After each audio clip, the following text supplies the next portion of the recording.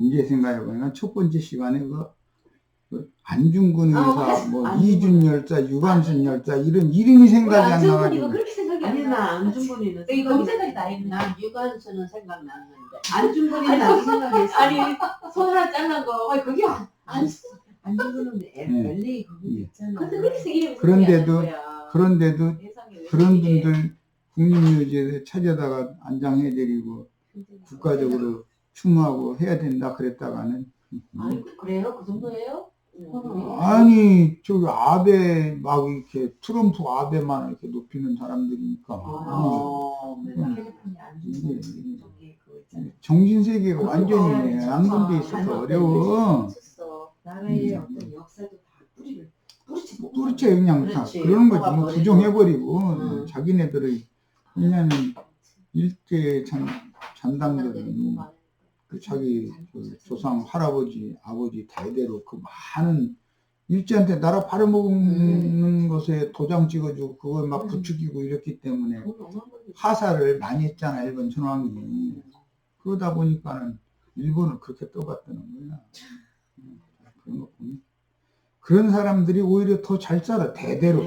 그러니 지금 세상 나라에서는 그래 나는 세상 살에다 소망 두지 말아라. 세상의 의로움을 찾으려 하면은 죽어야 지 목숨만 갖고 세상 나라를 위해서는 주님을 위해서는 죽어야지.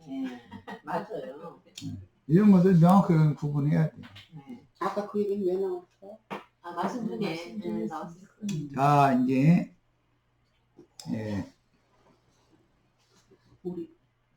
시몬 베드로는 이제 반석이라는 의미지만 작은 돌이라는 뜻이기 때문에 그 이름은 시몬이라는 히브리식 이름과 시몬은 야곱의 둘째 아들 이름이 시몬이죠. 르벤 다음에 시몬 났잖아. 그 다음에 또는 요한의 아들 시몬. 사도 요한은 요한의 아들 시몬이었었어요. 이런 이름이 베드로를 요한의 아들 시몬이라고도 그러고 바요나 시몬이라고 그러고 요나의 아들 시몬. 요나서 요나 앞에 바가 붙으면 요나의 아들이라는 뜻이에요.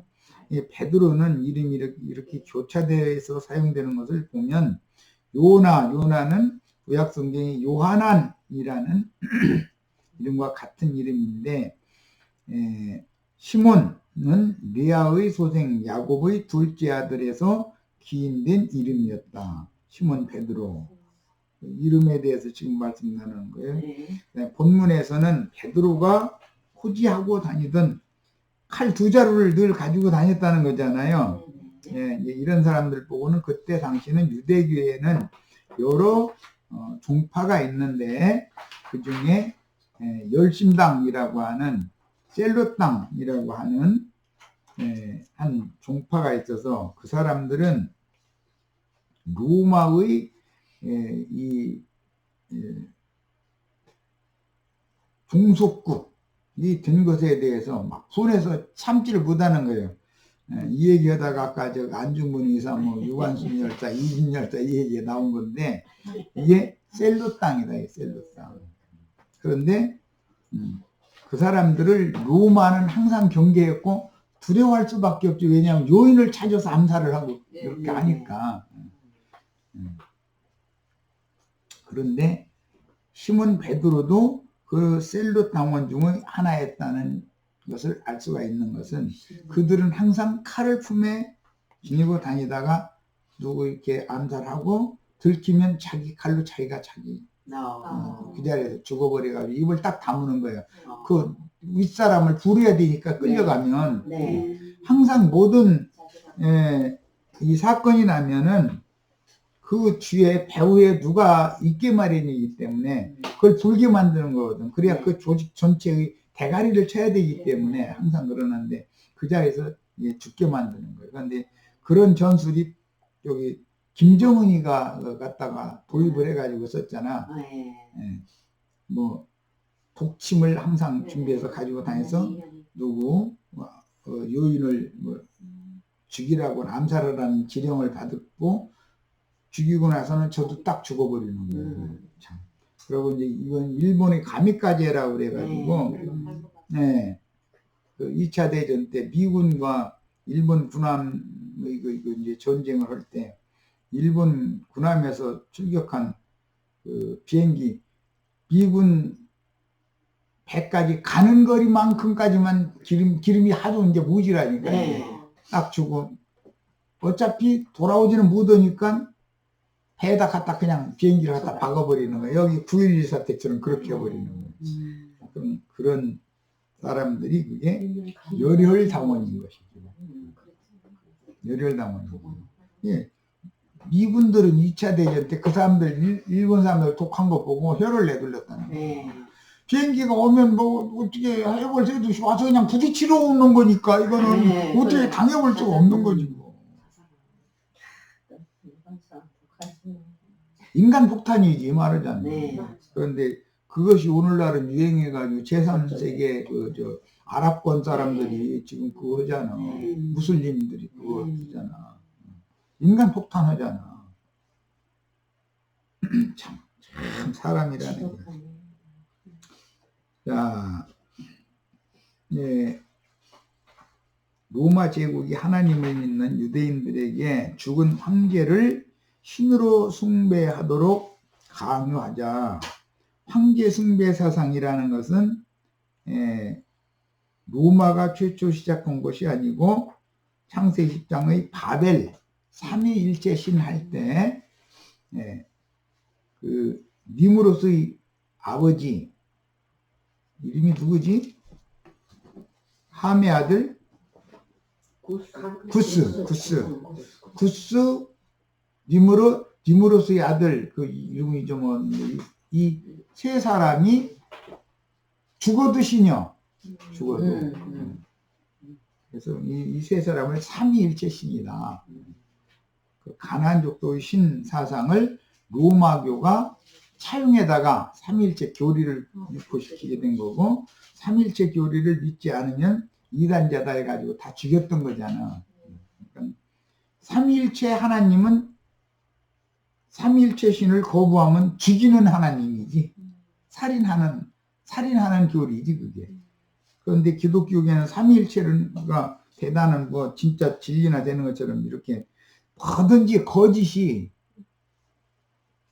진실을 지키고자 하는 자들을, 거짓된 자들이, 위선자들이 기득권을 갖기 마련이기 때문에 위선자들이 진리를 지키는 자들을 순교시키기 마련이다라는 걸 알 수가 있는 거예요.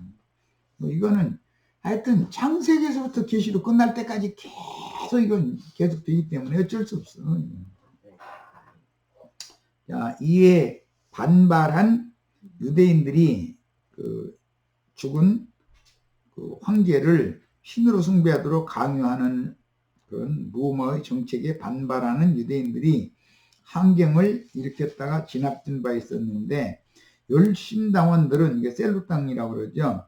이스라엘은 다윗 왕의 자손으로서 기름 부음 받은 유대인인 그 그리스도 메시아만이 유대인을 다스릴 수 있다라고 주장하며 계속해서 로마 제국에 대항하였어요. 그런데 내가 그 그리스도라고 하니까 정작 그러니까는 안 믿어 또. 네. 참 이것도 참. 이제 상상 속의 메시아를 고대하고 있었던 것이죠. 이제 그들의 메시아관은 뭐냐면 로마를 무력으로라도 대적해가지고 로마의 손아귀에서 벗어나게 하는 사람이 메시아였던 거예요. 그들의 메시아관은 그랬었어요. 그런데 예수님은 그런 메시아관을 가르치는 것이 아니었기 때문에 이제 사람들의 영과 중심세계를 정복하는 메시아관을 말씀을 하시니까 사람들이 이해가 안 됐던 거예요. 무력으로 막 어떻게 로마로부터 독립을 쟁취해가지고 이스라엘 왕국이 다윗 왕국과 같이 흥하는 큰 제국을 이루는 그런 것을 꿈꾸고 있었기 때문에. 그런데 이스라엘 그때 당시 사람들뿐 아니라 제자들까지도 그런 메시아를 기다리고 있었던 거예요. 예수님이 생각하는 그런 메시아관과 이스라엘 사람들이 메시아관이, 이스라엘 사람들이 메시아관은 세상적인 것이고 예수님의 메시아관은 영적인 거였기 때문에 서로 안 맞았던 거예요. 그들은 66년에서 70년에 AD 걸친 대대적인 유대인 반란인 제1차 유대 로마의 이제 유대 독립전쟁이라고 그러는데 주도적인 역할을 했다. 유대 나라로 말하자면은 독립군들인 것이죠. 우리나라의 일제에 저항하는 독립군들이 있던 것 같은 거예요. 이들은 66년 예루살렘을 장악하여 4년간 버텼으나 AD 70년에 로마군이 예루살렘을 함락시키고 성전을 파괴하는 것으로서 유대 독립전쟁이 이제 종식이 되었던 거예요.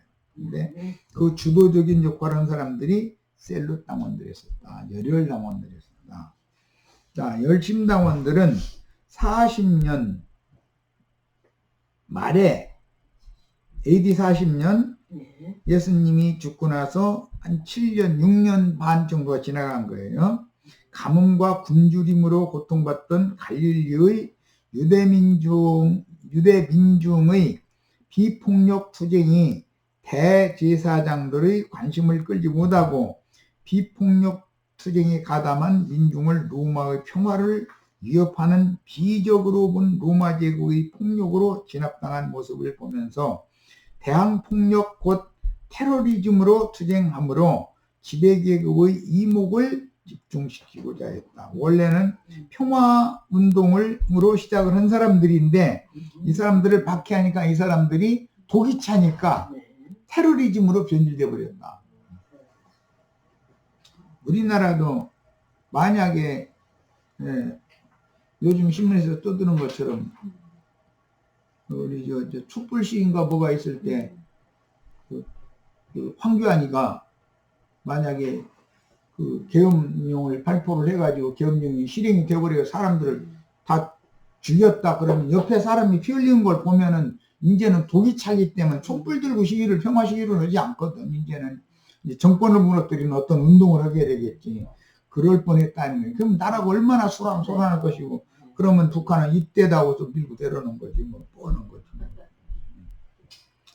자, 식민지에서의 테러리즘은 지배계급보다는 지배계급에 협조하는 특권계급을 공격하는 것이 특징인데, 그러니까 지배계급 로마의 귀족들은 함부로 어떻게 할 수가 없으니까 워낙에 이제 경호도 워낙 단단히 하고 이제 이러니까 어떻게 못하니까 그 지배계급에 협조하는 자신의 민족 중에 특권계급을 공격을 했었다는 거예요.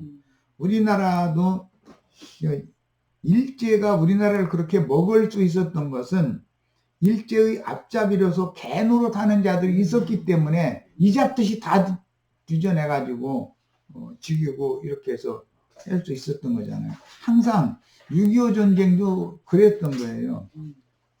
공산당의 암암리에 협조하는 사람들이 동네마다 한두 명 있거든.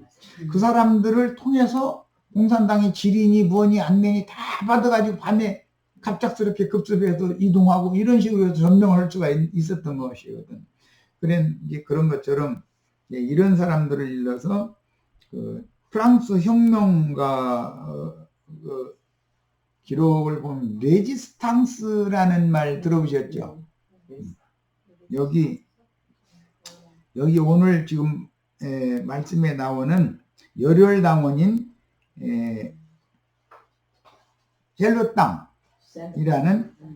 젤로땅이라는 말이 원문은 레지스탕스라는 말이에요. 이런 사람들은 비밀 조직을 가지고 있는 사람들이 비밀리에 조직을 갖고 있는 사람들. 그래서 이런 사람들은 직접적인 식민 정책을 하고 있는 로마의 황제나 귀족들에게는 접근하기가 어려우니까 그 귀족들이 끈앞을 노릇하는 자기 동족을 집중적으로 공격을 했었다는 거예요. 그래서 열심당원들도 로마 제국에 협조하던 대제사장과 그 일당이라는 것은 사내들인 의원이라고 그러는데 공회의원이라고 그러죠. 그 사람들이 집중적인 공격 대상이 되었다. 그 사람들은 뭐 로마의 어떤 원로원에 있는 그런 사람들처럼 호위들을 쭉 데리고 다니고 그런 상태가 아니니까 공격당하기가 쉬웠던 것이죠. 시골에서 로마 제국의 비폭력 투쟁으로 저항하던 비족들이 로마 제국의 폭력으로 사라진 반면에 예루살렘에서는 소위 시카리파라고 불리는 새로운 형태의 비족들이 등장했는데 이들은 축제 기간에 단검을 옷 속에 숨겼다가 적들을 살해하고는 자기가 살해하고는 앞에 엉뚱한 사람 도망가게 만드는 거예요. 그런 일과 상관없는 사람. 그리고 저놈 잡아라 하면서 쫓아가면서 소리 지르고 이런 작전을 구사를 했다는 거예요. 참 그러니까 참 너무 놀라운 사람들이죠. 이 히브리인들이 보통 사람들이 아니에요. 그들이 쓰러지면 다른 사람들과 같이 분개하는 행동을 한다는 거예요. 자기가 죽여놓고 나서. 그래서 자신을 숨겼다. 그들이 처음 암살한 사람은 대제사장이었다. 그 뒤에 매일 수많은 사람들이 살해됐다. 이건 이제 인터넷상에서 옮겨온 자료입니다.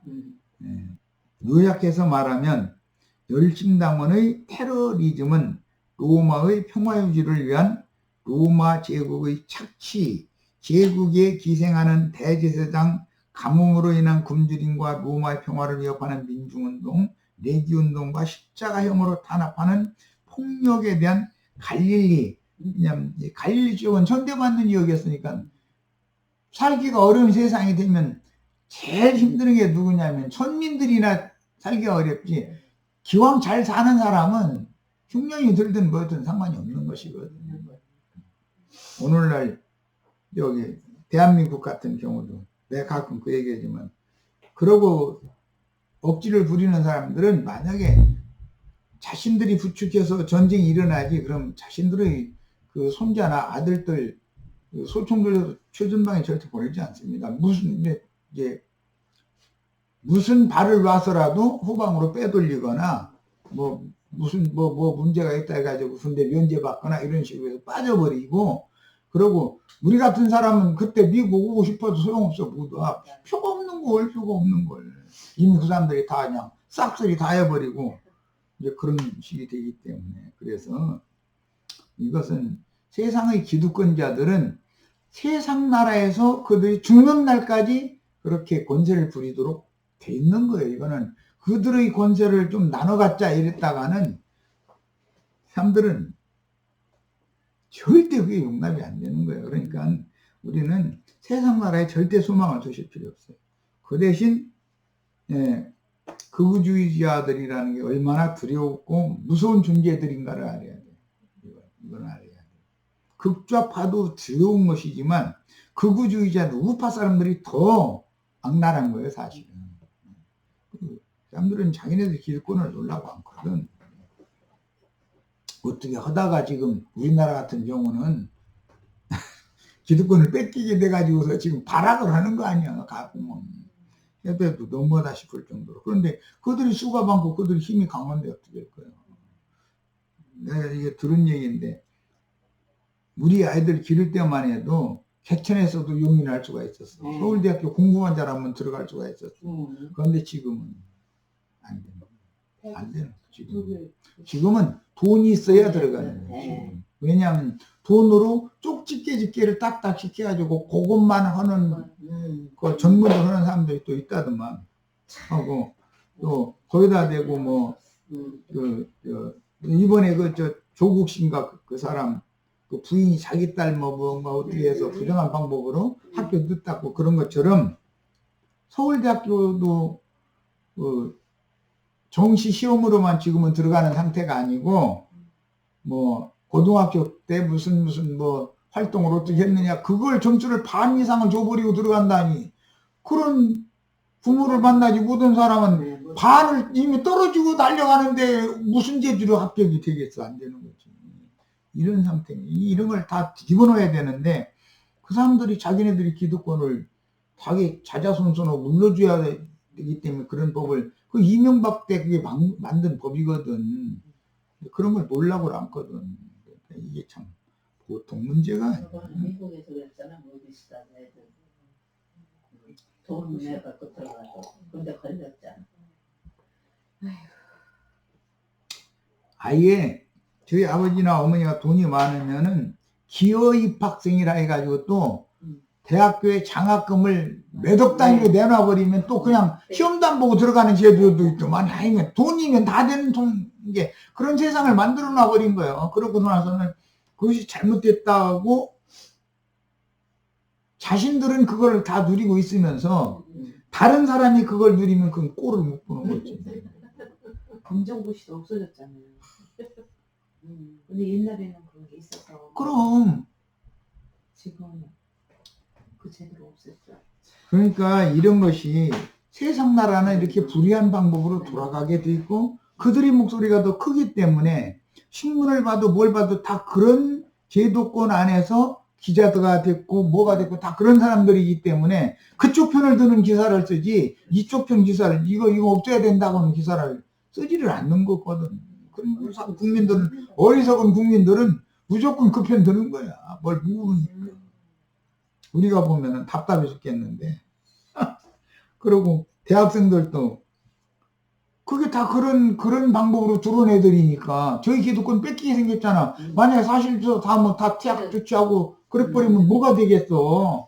그러니까 이제 데모하는 거예요, 모여서. 이 짓을 하고 앉아. 그러니까 가짜가 진짜가 세고 진짜가 맥을 묻히고. 이게 세상 나라니까 세상 나라에는 내가 늘 말하지만 소망을 줄 필요가 없어. 소망을 줘봐봤자 나만 속상하니까. 속상하고 살 필요 없어. 말씀 전도가 안 돼서 속상하고 속상해 죽겠는데 그런 일 때문에 속상할 필요 없어.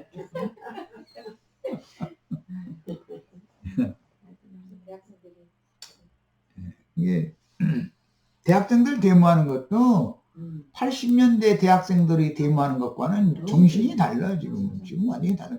그들은 자신들의 부모도 지키고 자신들이 기득권을 지켜야 되기 때문에 자신들이 부당한 방법으로 들어왔기 때문에 서울대학교에 지금은 다 그래서 부가 부를 대물림하게 돼 있는 구조로 딱 만들어져 있다는 거예요. 사회가 지금.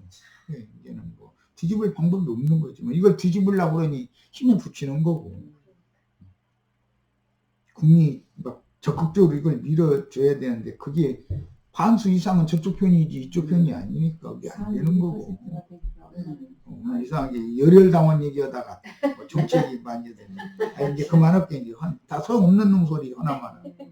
내가 열낸다고 들 것도 아니고. 열내야 나만 머리 아프고. 누가복음 22장 36절로 38절에서 예수는 제자들에게 베드로 보고 네 겉옷을 팔아서 검을 사라 이랬죠? 네. 이렇게 지시하셨는데 본문에서 열심당원의 한 사람이었을 것으로 추정되는 시몬 베드로가 사용한 검과 그 검을 사용해서 율법 제사장의 종 마르코스라고 하는 사람의 오른쪽 귀를 뺐다는 거잖아요. 주님이 겉옷을 팔아서 검을 사라고 지시하신 검은 의미가 전혀 다르다. 주님이 지시하신 칼은 베드로의 열혈 정신을 팔아서 네 그 열정을 팔아가지고 성령의 검인 진리의 말씀을 소지하라 라는 뜻으로 주님이 이 겉옷을 팔아서 검을 사라. 이미 검 투자로 가지고 다니던 사람이잖아요. 여기 검 둘이 있나이다. 검 사라 하니까 여기 검 둘이 있나이다 하니까는 말이 통하지를 않으니까 됐다. 족하다 했다는 거예요. 아이고 됐네 이 사람아. 예수님은 내가 졌어요 이런 거지 뭐.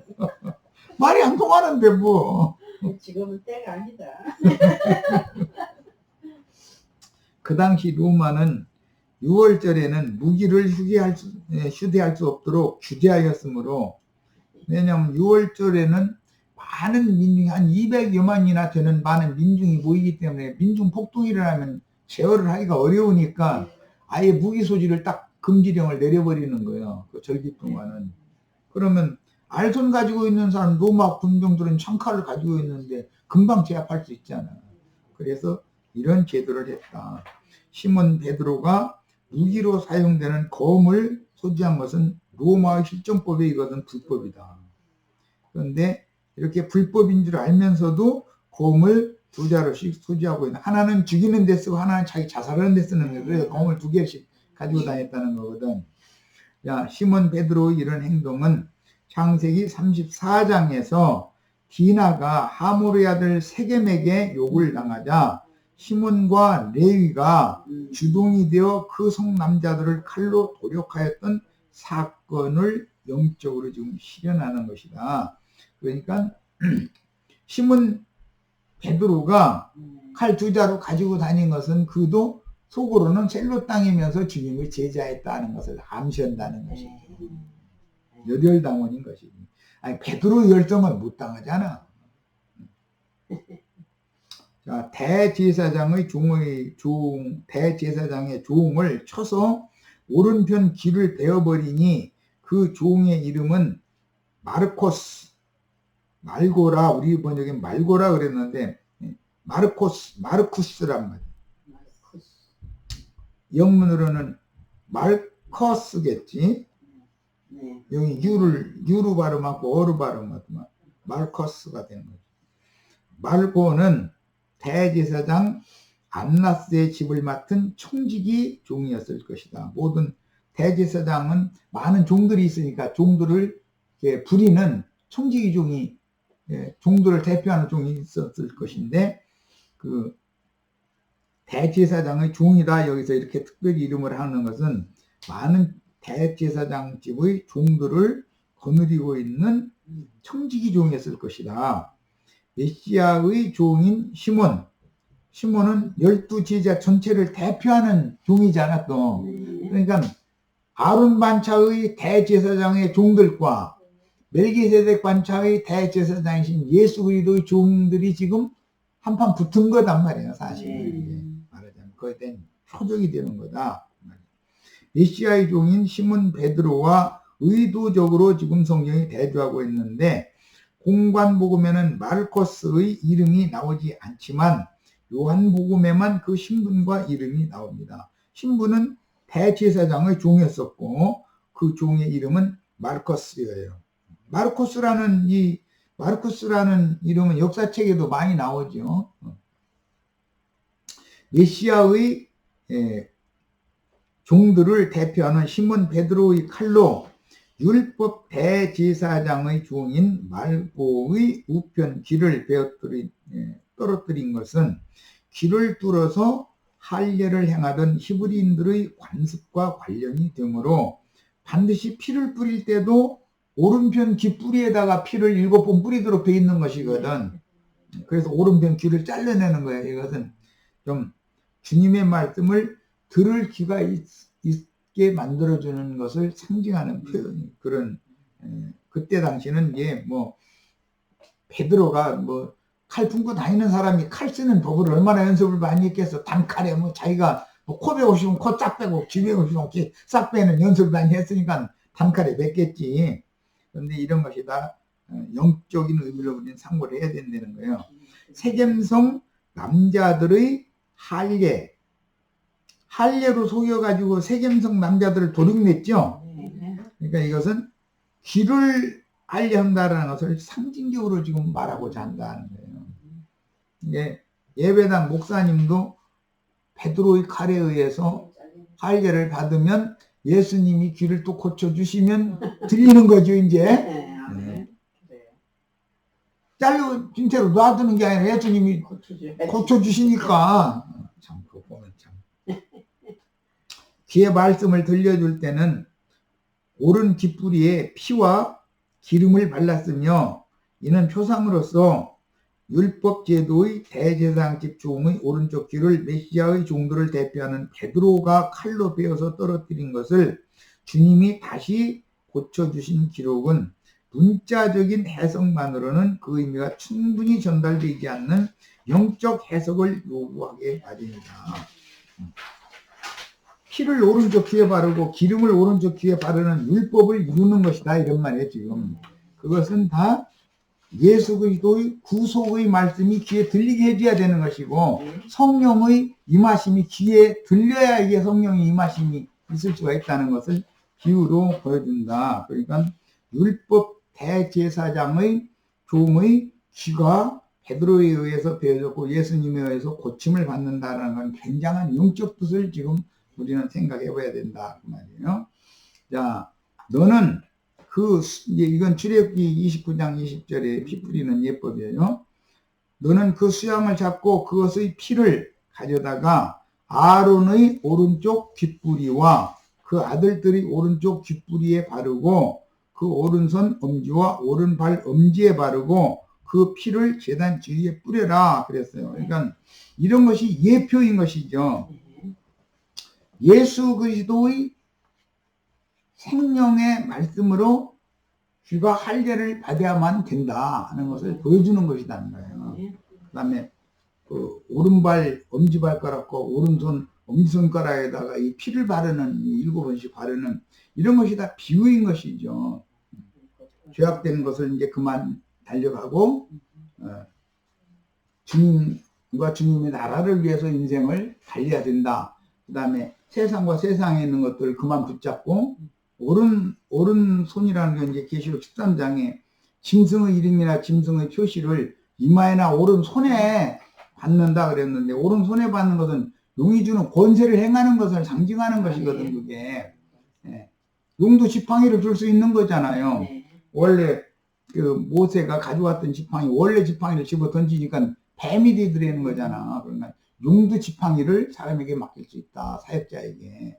그런데 그걸 머리를 붙잡지 말고 이제 꼬리를 붙잡아라 그래서 붙잡았더니 다시 지팡이가 됐다는 거예요. 그건 이제 하나님의 지팡이가 된 것이죠. 항상 너는 머리를 나오지 말고 하나님의 종으로서 꼬리가 되어져 가지고 내 말을 잘 전해서 이 백성들을 구원하는 일을 해라 라는 사명을 그렇게 맡겼다는 거죠. 그러니까 오른손에 짐승의 표를 받을 것이냐 하나님의 성령으로 주시는 성령의 표징을 오른손에 받을 것이냐라는 것은 누구는 죽이는 표를 받고 누구는 그 권세를 받되 죽은 영혼을 살리는 그 표시를 그 권세를 손에 받는 문제니까 이게 보통 문제가 아니죠. 레위기 8장 23절 모세가 잡고 그 피를 가져다가 아론의 오른쪽 귓뿌리와 그의 오른쪽 엄지손가락과 그의 오른쪽 엄지발가락에 발렸다 그랬어요. 레위기 14장 7절로 20절 나병에서 정결함을 받을 자, 나병이라는 건 영적으로 교만한 사람들은 나병을 걸리게 돼 있죠. 그 마르다의 남편 시몬이 나병 환자였다고 고침받은 사람이잖아요.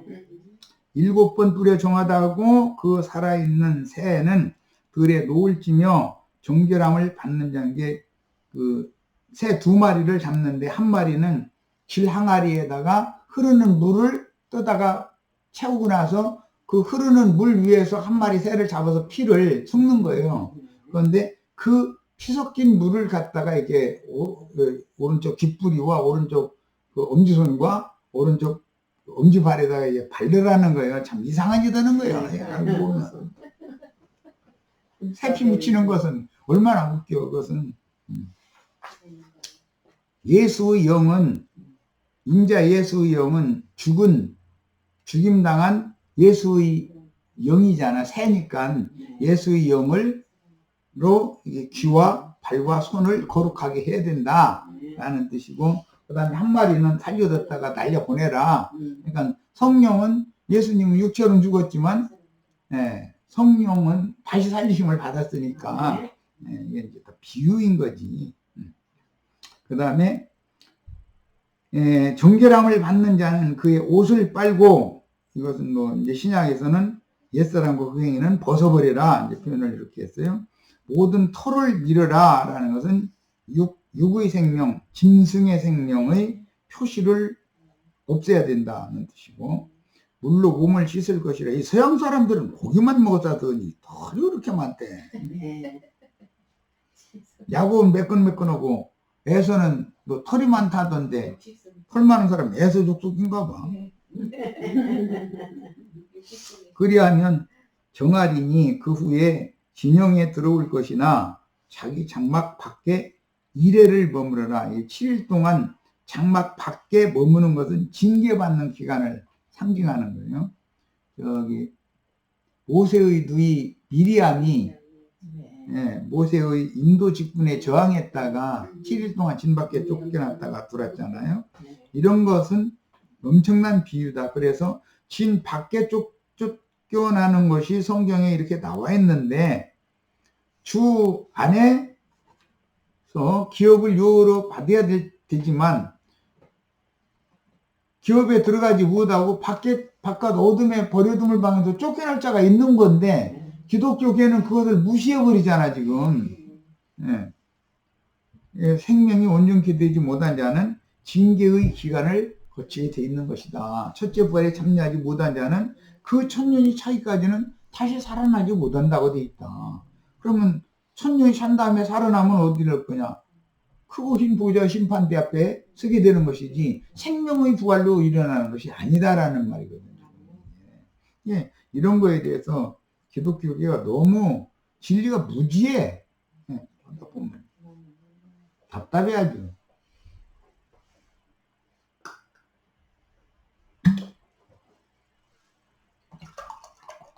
우리는 이제 이런 구약성경 이런 표징, 예표 이런 걸 읽을 때도 신약의 영적 적용을 잘 하는 지혜를 다 받으셔야 돼. 그러니까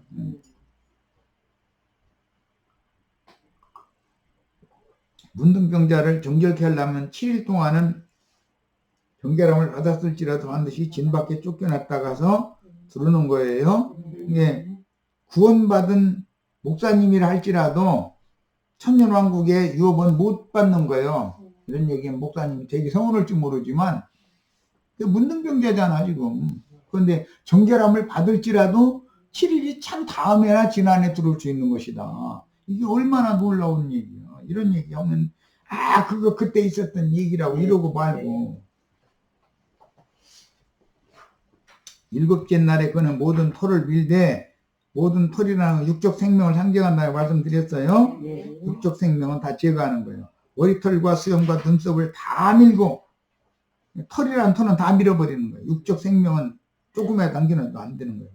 그의 옷을 빨고 옛사람과 그 행위를 벗어야 되고 몸을 물에 씻을 것이라.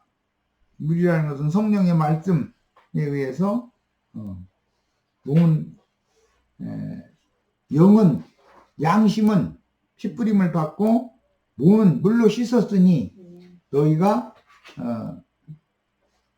새 영과 참마음으로 하나님께 나가야 된다. 히브리서는 이렇게 돼 있지.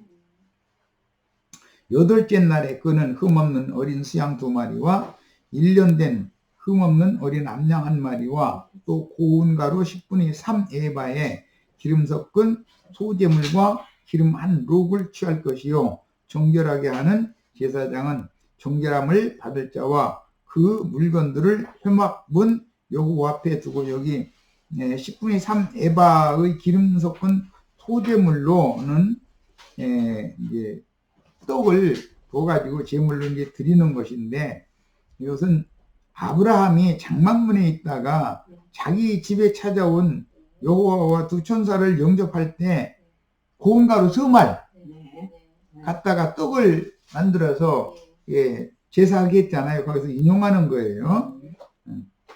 그런데 마태복음 13장에 그 천국 비유, 씨 뿌리는 비유 말씀에 이게 또 나오지. 세수아 이게 또 나와요.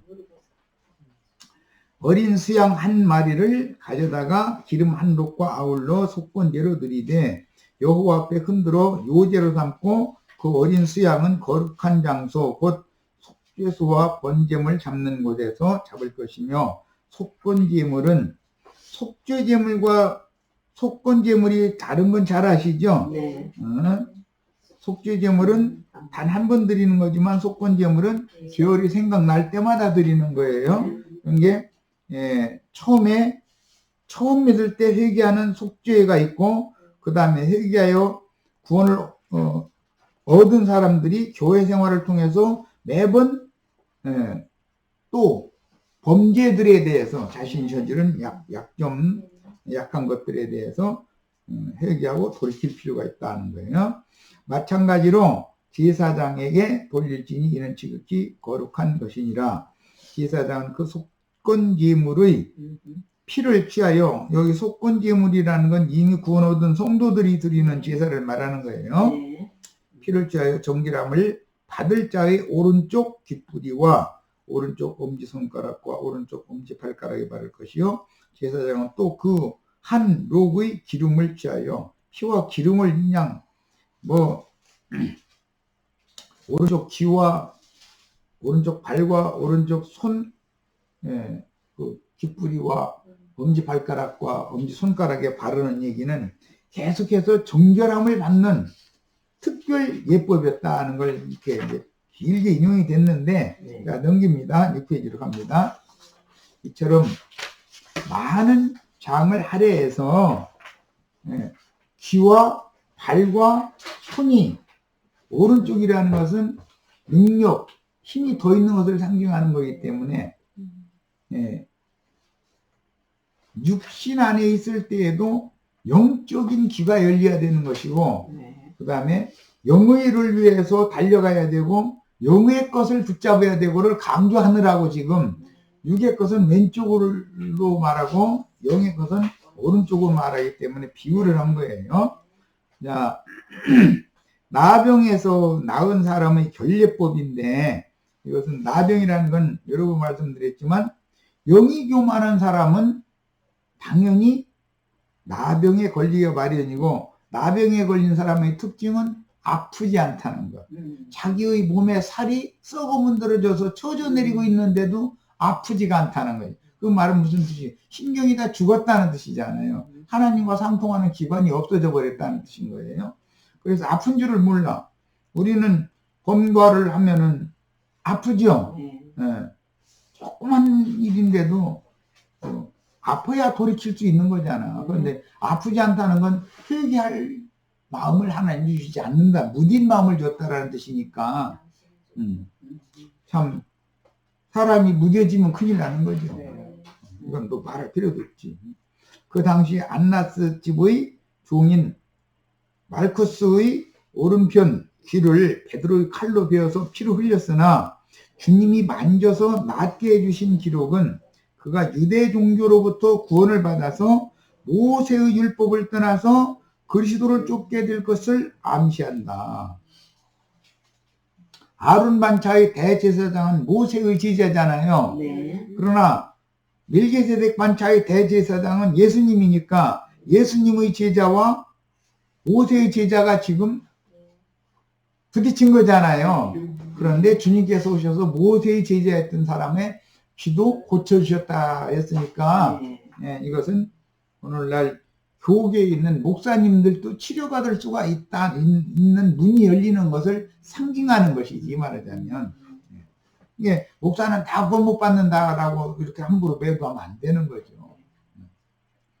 사도행전에도 그 회당장 소스테네 구원받은 얘기 나오잖아요. 회당장인데도 구원을 받는 사람도 있거든. 그런데 그 구원이 온전한 구원에 나가지 못하고 바깥에 7일 동안 쫓겨났다가 8일째 날 제물을 드리면서 돌아올 수 있게 해준 이게 비밀이지. 그러니까 우리 형제 자매님들은 7일 동안 남은 자의 대열에 있다가서 정결한 자로 첫째 부활로 들어가지만, 문둥병에 걸렸던 사람은 치료를 받아도 7일 동안은 밖에 쫓겨났다가 8일째 날 이렇게 귓부리와 엄지손가락과 엄지발가락에 피와 그 기름을 다시 바른 다음에 회복되어져 들어올 수 있다. 참 자신들은 다 예수 피로 구속받고 성령으로 인침받았다고 지금 피와 한독의 기름 뿌림 받았다고 자부하고 있죠. 그런데 이게 그게 아니라 문둥병 걸렸던 사람이기 때문에, 문둥병 일단 걸린 사람은 나서도 금방 진 안에 들어오는 게 아니다라는 거예요. 회개하고 돌이켜도 바로 받아주시는 것이 아니다. 이거 얼마나 놀라운 얘기야. 벌써 시간이 돼버렸네. 자, 그럼 두 번째 시간 여기까지서 마칩니다. 내일은 6페이지 이하에서 하도록 하겠습니다. 자, 여기까지서 마칩니다.